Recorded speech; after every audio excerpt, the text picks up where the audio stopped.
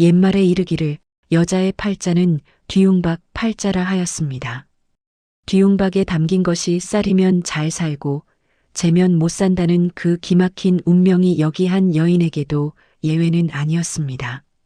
그러나 그 뒤웅박 안에 아무도 예상치 못한 것이 담겨 있었습니다. 눈보라가 몰아치던 정월 초저녁, 대문 밖에서 소리가 들렸습니다. 쿵, 쿵, 쿵. 문을 열었을 때 눈 속에 사내 하나가 쓰러져 있었습니다. 이름도 고향도 없다는 사내. 그가 이 집에 발을 들인 순간부터 모든 것이 바뀌기 시작했습니다. 이야기 시작 전에 구독과 좋아요 부탁드립니다. 강원도 평창 첩첩산중 사이로 바람조차 쉬어가는 깊은 골짜기에 번듯한 기와집 한 채가 있었습니다.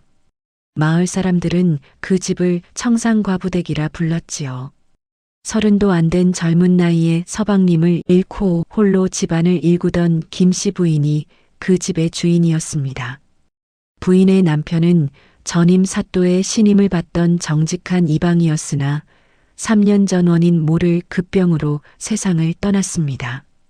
남겨진 것은 덩그러니 큰 기와집 한 채와 남편이 남긴 약간의 땅, 그리고 마을 사람들의 수군거림 뿐이었습니다. 저 집은 귀신이 붙었어. 그렇지 않고서야 저렇게 건장하던 이방이 하룻밤 사이에 명을 달리할 리가 있나? 마을 사람들은 부인을 안쓰러워하면서도 한편으로는 시기와 질투의 시선을 보냈습니다. 특히 새로 부임한 조사또는 부인의 미모와 재산에 침을 흘리며 호시탐탐 기회를 엿보고 있었습니다. 고립무원.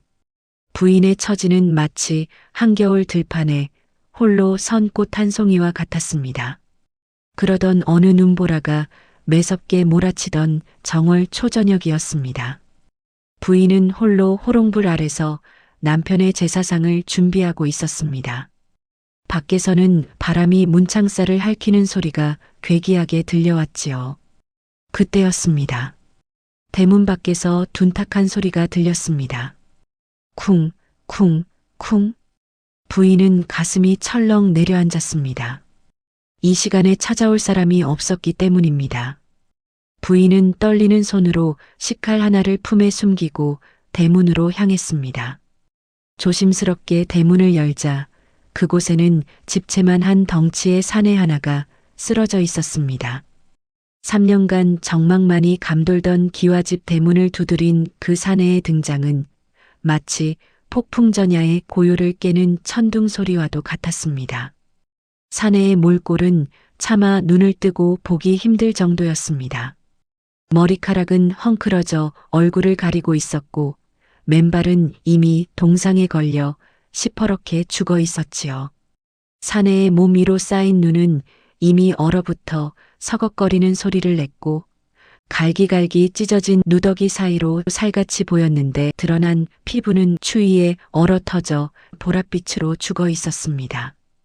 보통 사람 같았으면 진작에 숨이 끊어졌을 몰골이었으나 부인이 사내의 가슴에 손을 대었을 때 느낀 것은 기이할 정도의 뜨거운 열기였습니다. 마치 몸속에 거대한 화로라도 품고 있는 듯 사내의 심장은 느리지만 묵직하게 쿵, 쿵 소리를 내며 뛰고 있었지요. 이토록 강인한 생명력을 가진 자가 왜 이 깊은 산골 과부집까지 흘러들어와 쓰러진 것일까? 부인은 겁이 났지만 그대로 두면 내일 아침 시체가 될 것이 뻔한 사람을 차마 외면할 수 없었습니다. 부인은 마을 사람들의 눈을 피해 사내를 끌어다 행랑채에 눕혔습니다. 그리고 아궁이에 불을 지피고 따뜻한 미음을 끓였습니다.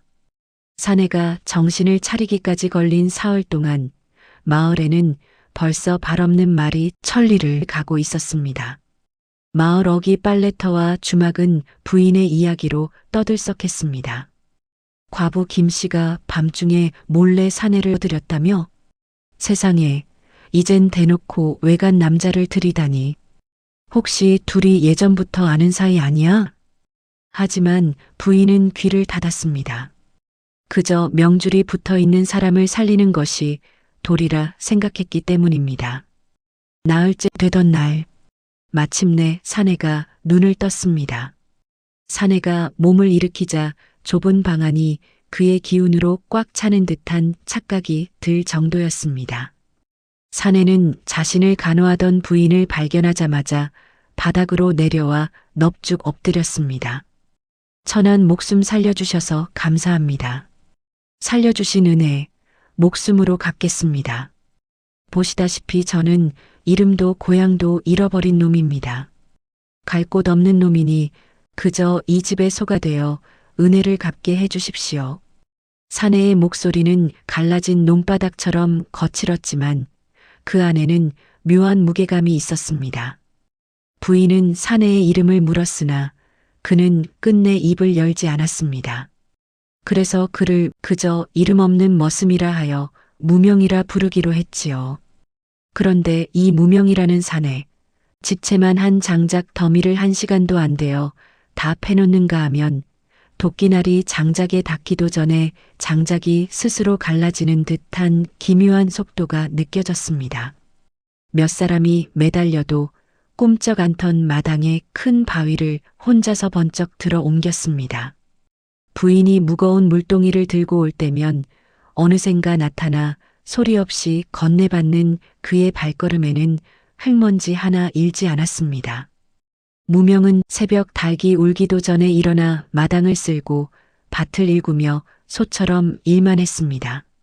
마을 사람들이 지나가며 담장 너머로 욕을 퍼부어도 그는 허허 웃으며 허리를 구부정하게 굽히고 바보 신용을 했습니다.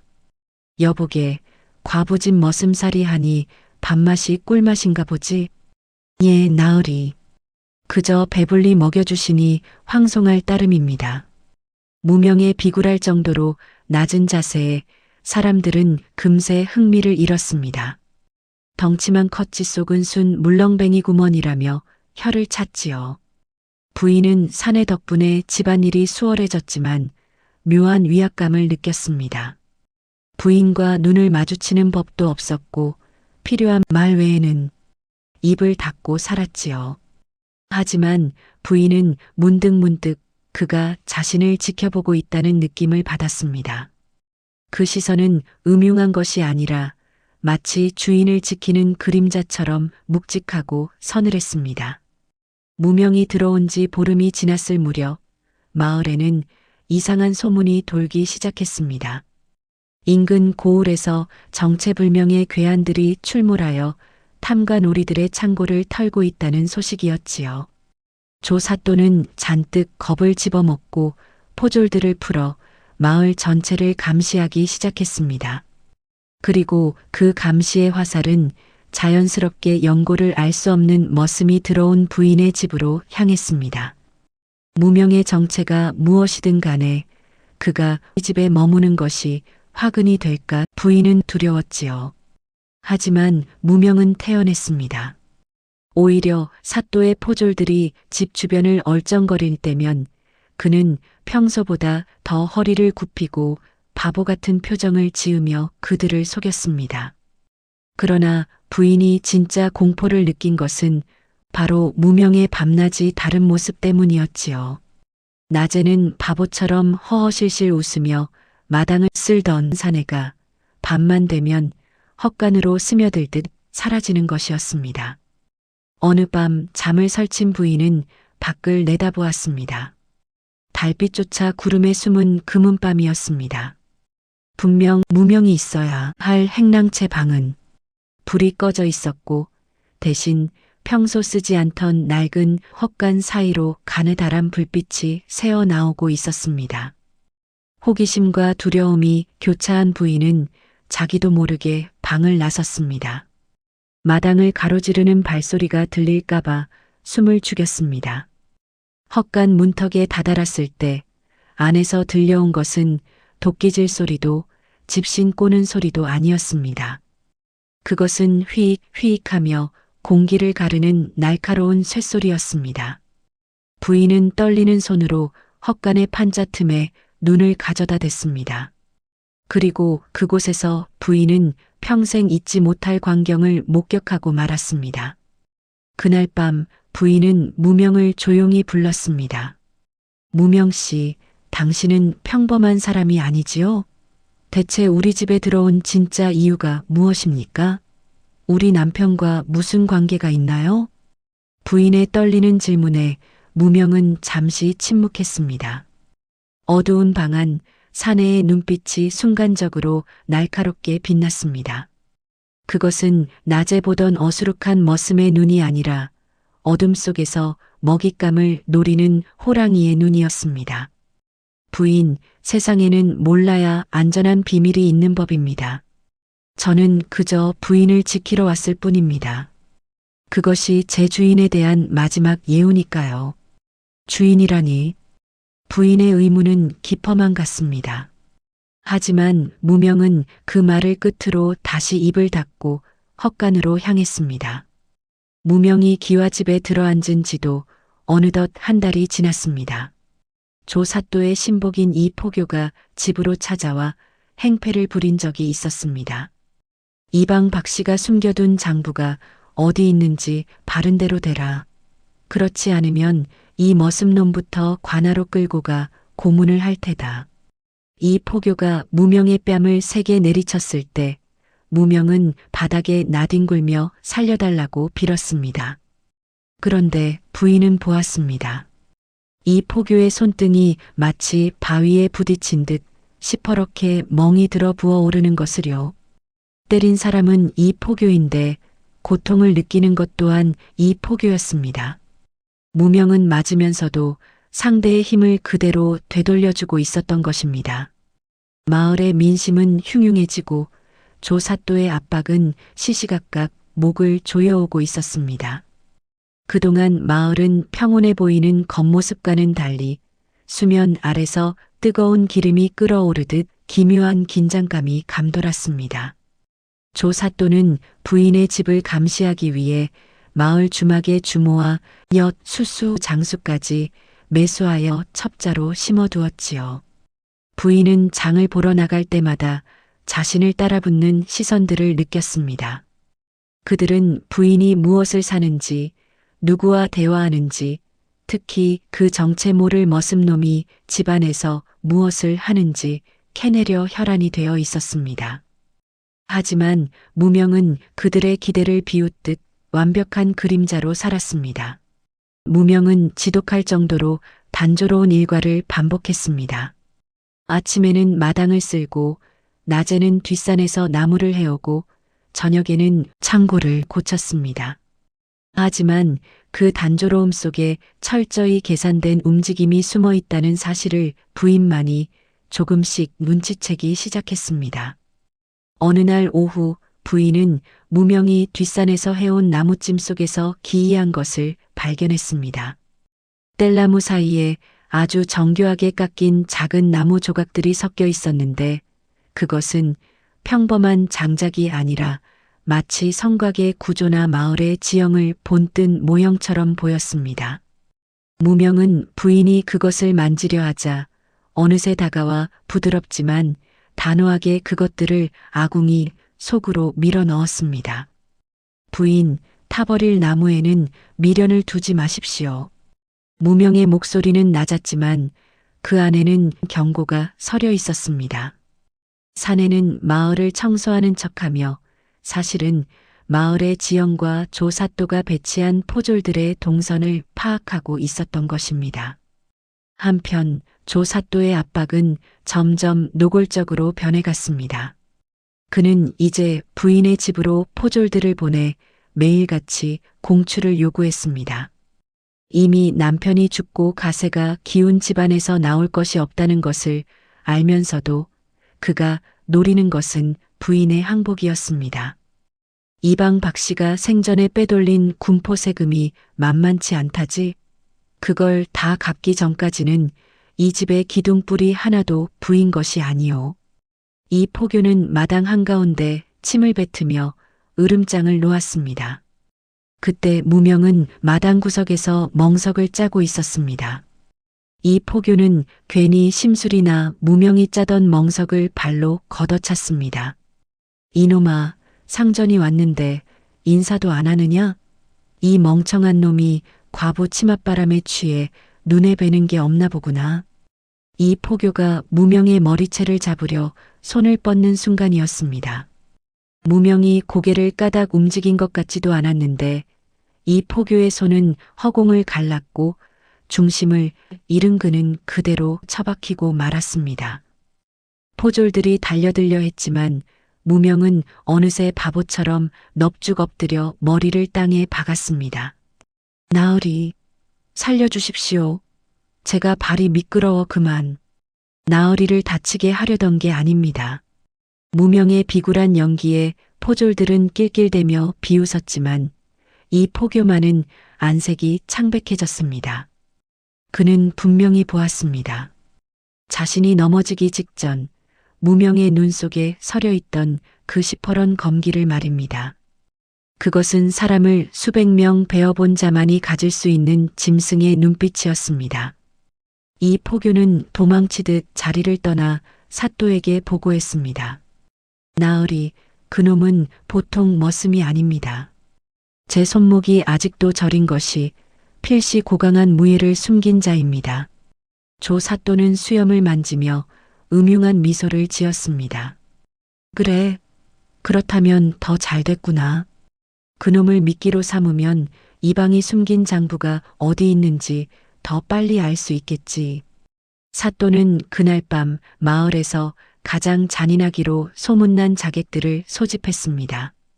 그리고 부인의 집에 잠입하여 머슴의 정체를 확인하고 필요하다면 부인을 납치해서라도 장부의 행방을 알아내라고 명했습니다. 그 무렵 부인은 방 안에서 홀로 공포에 떨고 있었습니다. 무명이 자신을 지켜준다는 믿음과 그가 가져올 피바람에 대한 두려움이 교차했기 때문입니다. 창밖으로는 부엉이 울음소리가 구슬프게 들려왔고 멀리 헛간에서는 정체 모를 금소금이 아주 미세하게 새어나왔습니다. 챙, 챙, 마치 거대한 짐승이 발톱을 갈며 출격을 준비하는 듯한 소름 끼치는 소리였습니다. 부인은 참지 못하고 자리에서 일어났습니다. 부인이 헛간 문에 손을 대려는 찰나 뒤에서 차가운 손이 부인의 입을 틀어막았습니다. 쉿! 부인, 소리 내지 마십시오. 손님들이 왔습니다. 무명이었습니다. 그는 언제 다가왔는지 기척도 없었습니다.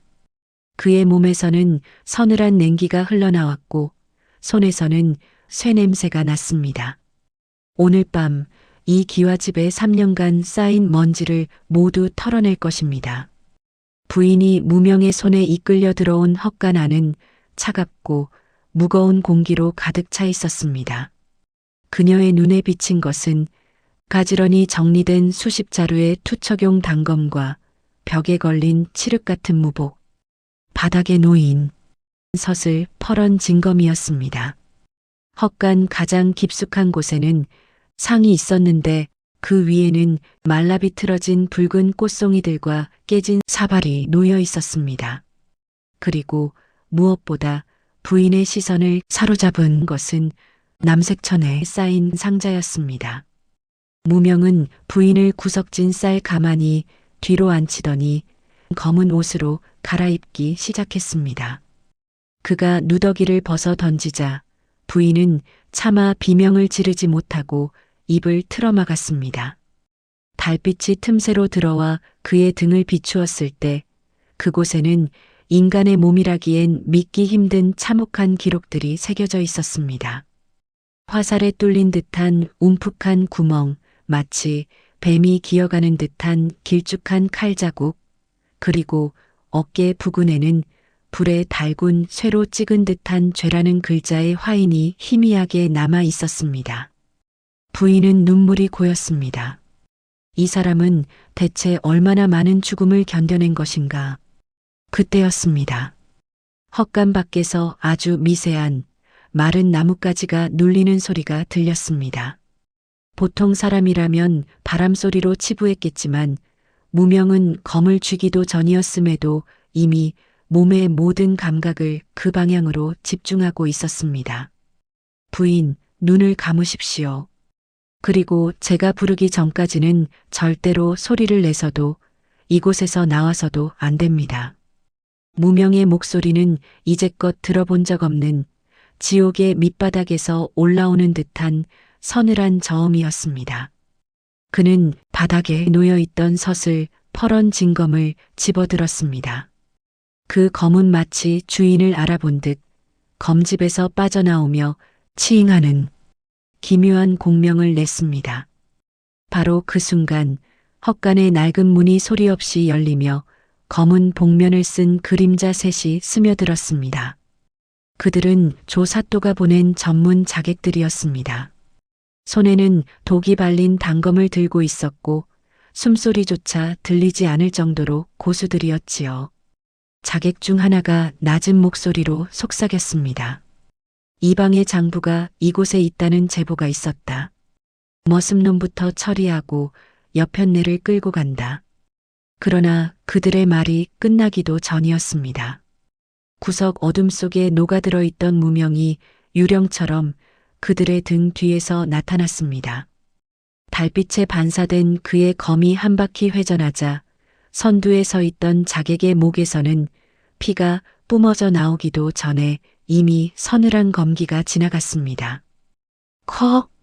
소리조차 지르지 못한 채 첫 번째 자객이 고꾸라졌습니다. 남은 두 자객은 당황하며 뒤로 물러섰습니다. 누구냐? 내 놈이 그 머슴이란 말이냐? 그들의 목소리에는 이제 살기가 아닌 경악이 서려 있었습니다. 무명은 대답 대신 검끝을 낮게 가라앉히며 다가갔습니다. 그의 발걸음은 춤을 추는 듯 가벼웠으나 그가 지나는 자리마다 헛간의 먼지가 소용돌이치며 일어났습니다. 자객들이 필사적으로 단검을 던졌으나 무명은 검을 휘두르지 않고도 고개와 어깨를 살짝 비틀어 모든 공격을 종이 한 장 차이로 피했습니다. 부인은 쌀 가만히 뒤에서 이 믿기지 않는 광경을 지켜보았습니다. 낮에 보던 그 구분 등의 머슴은 없었습니다. 그곳에는 단 한 명의 무사가, 아니 한 자루의 거대한 칼이 서 있었습니다. 무명이 자객들의 공격을 흘려보내며 차갑게 입을 열었습니다. 3년 전 너희들이 죽인 이방 박씨가 내게 남긴 유언이 무엇인지 아느냐? 자객들의 눈이 흔들렸습니다. 무명은 그 틈을 놓치지 않고 번개처럼 파고들었습니다. 그는 죽어가면서도 내 놈들을 증오하지 않았다. 다만 자신의 아내와 이 마을의 진실이 묻힐까봐 그것을 두려워했지. 오늘 내가 그 두려움을 내 놈들의 피로 씻어내 줄 것이다. 말이 끝나기 무섭게 무명의 검이 자객들의 급소를 정확히 갈랐습니다. 헛간의 흙바닥에 검은 핏방울이 튀었습니다. 단 몇 번의 합으로 자객들은 모두 쓰러졌습니다. 무명은 피 묻은 검을 수건으로 닦아내며 아직도 숨어있는 부인을 향해 고개를 돌렸습니다. 등등하던 살기가 거치고 다시금 아련하고 슬픈 눈빛이 돌아왔습니다. 부인, 이제 나오셔도 됩니다. 그리고 이 상자를 열어보실 때가 되었습니다. 무명이 가리킨 것은 상 및 남색천에 쌓인 상자였습니다. 부인은 떨리는 손으로 상자를 열었습니다. 그 안에는 남편의 유품도 금은보화도 없었습니다. 그곳에 담긴 것은 다름 아닌 전임 사또가 죽기 직전 왕에게 올리려 했던 조 사또의 비리 장부와 함께 아주 오래전 부인이 잃어버렸던 비단 놀이개 하나가 들어 있었습니다.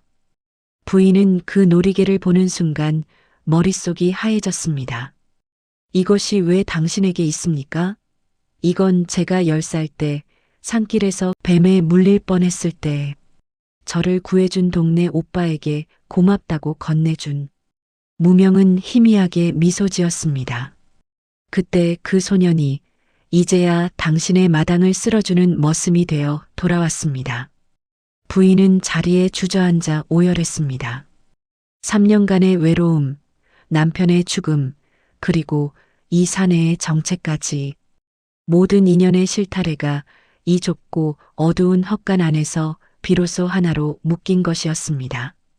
하지만 감동도 잠시, 헛간 밖에서 더 많은 횃불 소리와 함께 수십 명의 발소리가 기와집을 포위하기 시작했습니다. 조사또가 마침내 모든 병력을 이끌고 직접 나타난 것이었습니다. 무명은 부인의 어깨를 다독이며 다시 검을 고쳐 잡았습니다. 부인, 조금만 더 기다려 주십시오. 이제 이 마을의 진정한 새벽을 가져다 드리겠습니다. 피냄새가 진동하는 헛간안, 부인은 손바닥에 놓인 낡은 비단 놀이개를 내려다보며 멈추지 않는 눈물을 흘렸습니다. 십수년의 세월이 흘러 색바랜 그 놀이개는 부인에게는 가장 순수했던 시절의 증표였고 무명에게는 지옥 같은 전장을 버티게 한 유일한 희망이었습니다. 그때 그 소년, 당신이 정말 그분이었단 말입니까? 부인의 물음에 무명은 대답 대신 먼 곳을 응시했습니다. 그의 머릿속에는 오래된 어느 화창한 봄날의 기억이 떠올랐습니다.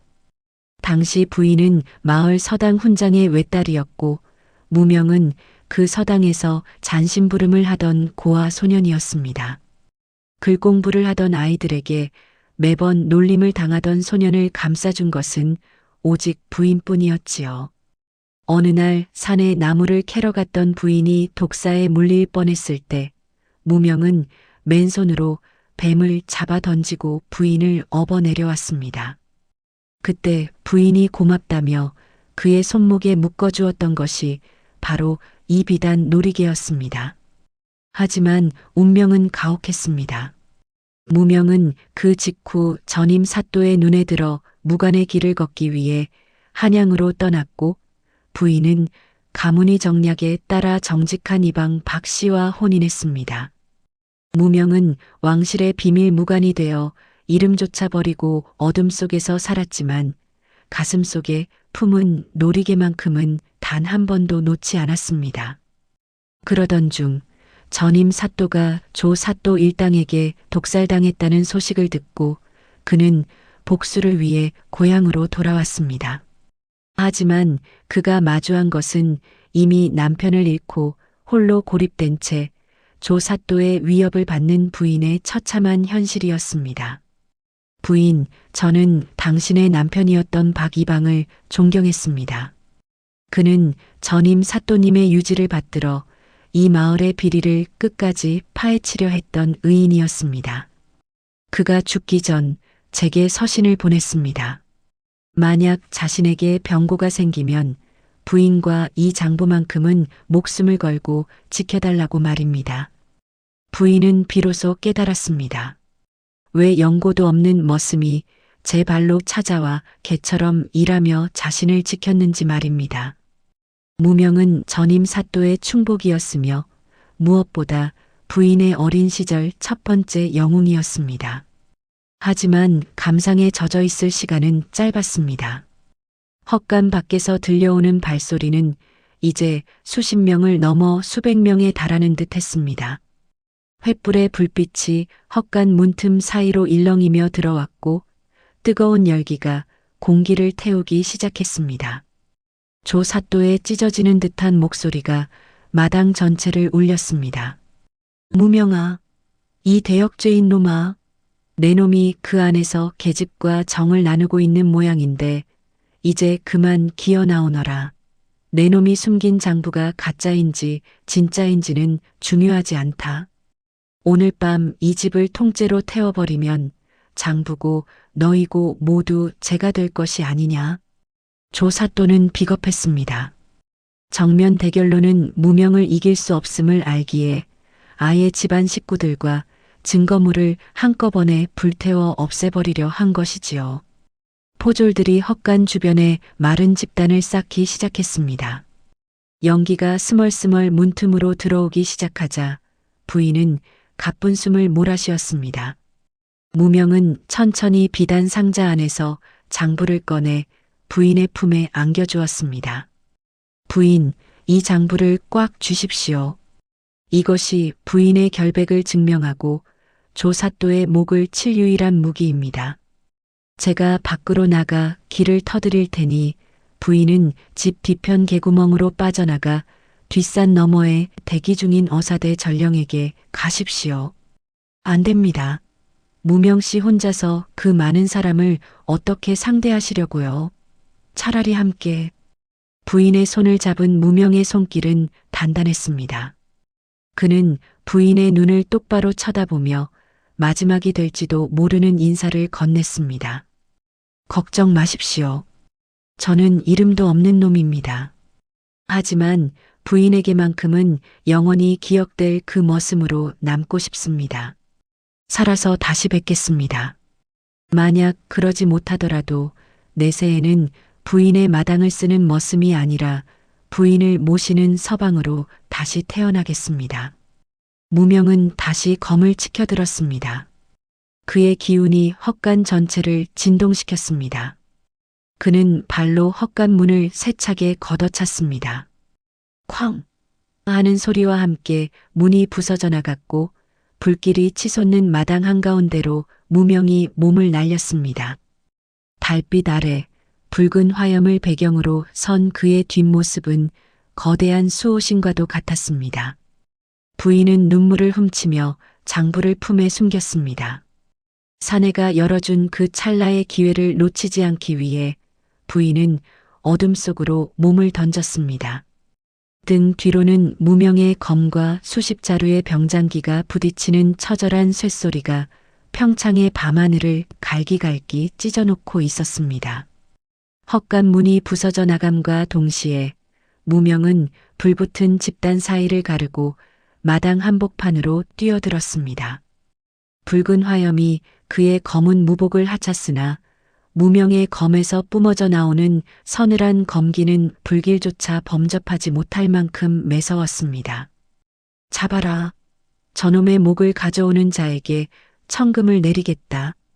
조사또의 광기 어린 비명에 마당을 가득 메웠던 수십 명의 포졸과 자객들이 일제히 무명을 향해 달려들었습니다. 동서남북 사방에서 날카로운 칼날들이 그의 급소를 노리고 파고들었지요. 하지만 무명의 움직임은 더 이상 인간의 그것이 아니었습니다. 그의 검은 달빛보다 빨랐고 그의 보법은 바람보다 가벼웠습니다. 첫 번째로 달려든 포졸의 칼이 무명의 어깨를 스치기도 전에 무명의 검은 이미 포졸의 손목을 치고 지나갔습니다. 하는 비명과 함께 칼이 바닥에 떨어졌고 무명은 멈추지 않고 회전하며 달려드는 자객 3명의 가슴팍을 칼등으로 연달아 타격했습니다. 컥! 자객들이 피를 토하며 뒤로 낮아빠졌지만 적들의 수는 줄어들 기미가 보이지 않았습니다. 조사또는 마을의 모든 포졸뿐만 아니라 인근 산적들까지 매수하여 이 자리에 불러 모았던 것입니다. 화염은 이제 안채까지 옮겨붙어 기와가 터지는 소리가 타닥, 타닥하며 공포를 더했습니다. 무명은 밀려드는 적들을 베어 넘기면서도 시선은 오직 한 곳, 집 뒤편 개구멍으로 향하는 부인의 실루엣에 고정되어 있었습니다. 부인이 무사히 담장을 넘는 것을 확인한 순간 무명의 눈빛은 비로소 인간의 온기를 지우고 진정한 무인의 것으로 변했습니다. 이제 거리낄 것이 없구나. 무명이 나직이 읊조리며 검을 수평으로 눕혔습니다. 그의 검신이 기이한 울음소리를 내기 시작했습니다. 이것이 바로 전임 사또가 그에게 전수했던 비밀 검법, 낙화의 시작이었습니다.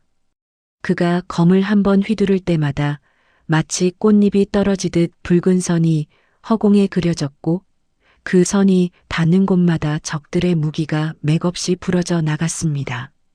무명은 적진의 한복판으로 파고들었습니다. 자객들의 우두머리가 거대한 돌을 휘두르며 정면으로 맞서왔지만 무명은 검을 피하지 않고 정면으로 받아내어 그대로 미끄러뜨린 뒤 우두머리의 어깨를 깊숙이 베었습니다. 마당은 순식간에 아수라장이 되었습니다. 불타는 가옥의 열기와 피 비린내가 뒤섞여 생지옥을 연상케 했지요. 무명은 수십 명의 포위망 속에서도 단 한 자국도 물러서지 않았습니다. 그의 옷은 적들의 피로 붉게 물들었고 그의 숨소리는 거칠어졌지만 검새는 오히려 시간이 갈수록 더욱 날카로워졌습니다. 한편 장부를 품에 안고 뒷산으로 달아나던 부인은 가시덤불에 발이 걸려 넘어지면서도 멈추지 않았습니다. 뒤를 돌아보자 자신이 살아온 집이 불길에 휩싸여 무너져 내리는 광경이 보였습니다.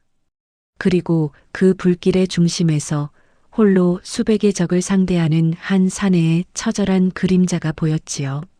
살아남아야 한다. 반드시 저분의 희생을 헛되게 해서는 안 된다.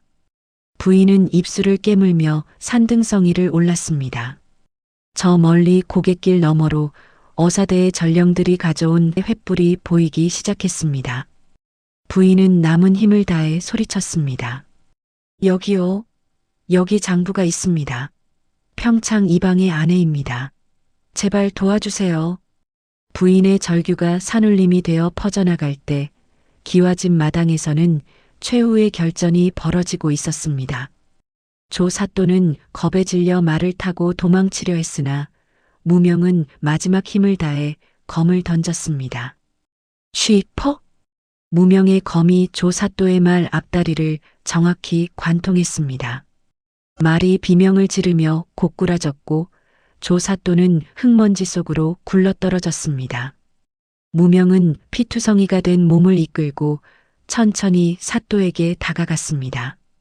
사방에는 쓰러진 자객들과 포졸들이 신음하고 있었고 오직 두 사람만이 대치했습니다. 내 놈. 정체가 무엇이냐? 어찌 머슴놈의 몸으로 이런 무공을. 무명은 사또의 멱살을 움켜쥐고 낮게 속삭였습니다. 나는 내가 죽인 사람들의 원혼이다. 그리고 저 여인의 마당을 쓰는 머슴일 뿐이지. 그때였습니다. 산 아래서 암행어사의 출두를 알리는 장엄한 나팔 소리가 들려왔습니다. 암행어사 출두야. 그 소리가 천지를 진동시켰고 수백 명의 광군이 기와집을 포위하기 시작했습니다. 조 사또는 그제야 자신의 시대가 끝났음을 깨닫고 실성한 듯 웃기 시작했습니다. 무명은 그를 광군들에게 넘기고는 불타는 집을 등진 채 자리에 주저앉았습니다. 그의 몸 곳곳에서 피가 흘러나왔고 정신이 아득해졌습니다. 그는 품속에서 마지막 힘을 다해 부인의 비단 놀이개를 꺼내 손에 꽉 쥐었습니다. 부인, 약속을 지켰습니다. 멀리서 자신을 부르며 뛰어오는 부인의 목소리가 환청처럼 들려왔습니다. 무명은 서서히 감겨오는 눈꺼풀 사이로 검게 탄 기와집 위로 떠오르는 핏빛 달을 보며 조용히 미소 지었습니다. 멀리서 뛰어오는 발소리가 점점 가까워졌습니다. 부인이었습니다. 어사대 전령의 손에 장부를 넘기자마자 부인은 뒤도 돌아보지 않고 산을 내달렸습니다. 가시덤불에 찢긴 치맛자락도 맨발 아래 박히는 돌멩이도 느끼지 못한 채 오직 한 가지 생각만이 그녀의 발을 움직이고 있었습니다. 살아있어야 한다. 제발 살아있어야 한다. 마당으로 뛰어들었을 때 부인의 눈에 가장 먼저 들어온 것은 불탄 기와 잔해의 등을 기댄 채 눈을 반쯤 감고 있는 한 사내였습니다. 검은 무복은 피와 재로 뒤범벅이 되어 있었고 몸 곳곳에서는 아직도 붉은 기운이 스며 나왔습니다. 하지만 그의 손은 여전히 무언가를 꽉 쥐고 있었습니다. 낡은 비단 놀이개였습니다. 무명씨, 부인은 그의 앞에 무릎을 꿇었습니다. 그의 차갑게 식어가는 손 위에 자신의 두 손을 포겠습니다. 놀이개가 두 사람의 손 사이에서 조용히 눌렸습니다. 약속하셨잖아요. 살아서 다시 보겠다고 하셨잖아요. 목이 메어 그 이상 말이 나오지 않았습니다. 그때였습니다. 무명의 손가락이 아주 천천히 부인의 손을 감싸 쥐었습니다. 서늘했지만 살아있는 손이었습니다. 무명은 감겨있던 눈을 힘겹게 들어 올렸습니다. 핏기 없는 얼굴에 그러나 또렷한 눈빛으로 부인을 바라보았습니다. 낮에 보던 바보 머슴의 눈도 아니었고 밤에 헛간에서 보던 귀신 같은 눈도 아니었습니다. 그저 오래도록 보고 싶었던 사람을 마침내 보는 사람의 눈이었습니다. 지켰습니다. 그것이 전부였습니다. 부인은 무명의 머리를 자신의 무릎에 조심스럽게 눕혔습니다. 멈추지 않는 눈물을 흘리면서도 그녀는 처음으로 소리내어 웃었습니다. 슬픔인지 기쁨인지 알 수 없는 그 두 가지가 한꺼번에 터져나온 웃음이었습니다. 3년간 굳게 닫혀있던 그 집의 대문처럼 오랫동안 얼어붙어 있던 부인의 웃음이 새벽바람을 타고 평창의 골짜기에 번져나갔습니다. 동쪽 하늘이 붉게 물들기 시작했습니다. 불타던 기와집의 잔불과 새벽빛이 뒤섞여 폐허가 된 마당 위로 기이하게 아름다운 빛이 내려앉았습니다. 타다 남은 석가래 사이로 새싹 하나가 돋아날 것만 같은 그런 새벽이었습니다. 3년간 이 마을을 짓눌러온 어둠은 그렇게 소리 없이 거두어졌습니다. 하지만 그 무엇보다 이름도 고향도 없던 한 사내가 마침내 돌아올 곳을 찾은 순간이었습니다. 무명은 부인의 무릎 위에서 평창의 새벽 하늘을 올려다보았습니다. 핏비치던 달은 어느새 창백하게 바래어 이제 곧 해에게 자리를 내어줄 채비를 하고 있었습니다. 그는 생각했습니다. 이름 없이 살았던 세월도, 이름 없이 싸웠던 밤들도 결국 이 자리로 오기 위한 길이었구나. 그리고 그것으로 충분하다고. 오랜 세월이 흐른 뒤에도 마을 사람들은 그 기와집 터에 새로 지어진 작은 집에 대해 이야기하곤 했습니다. 저 집 뒤움박에 담긴 건 쌀도 재도 아니었지. 담긴 건 다름 아닌 이름 없는 사내의 마음이었다고. 그리고 그 마음은 세상 어떤 쌀보다 든든하고 어떤 재보다 뜨거웠습니다. 평창의 봄은 그에도 어김없이 찾아왔습니다. 불에 탄 기와집 터에서 새싹이 돋아났고 골짜기에는 진달래가 피었습니다. 그리고 그 봄날 마당을 쓰는 사내의 손목에는 낡고 색바랜 비단 놀이개 하나가 여전히 묶여 있었습니다. 처음 묶어준 그날처럼 단단하게. 오늘 이야기는 여기까지입니다. 구독과 좋아요는 큰 힘이 됩니다. 감사합니다.